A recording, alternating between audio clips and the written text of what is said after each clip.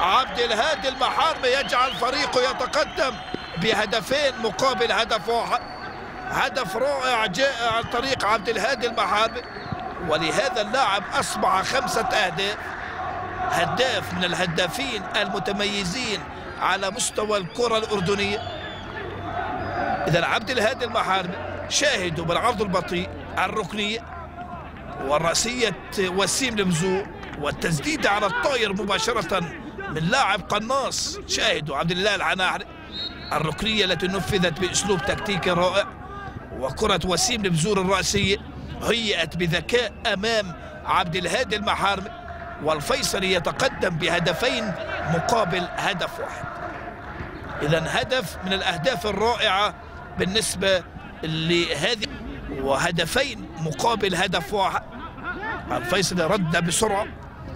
خلاصة الشوط الأول حتى هذه اللحظة 3 أهداف، 2 للفيصلي وهدف لفريق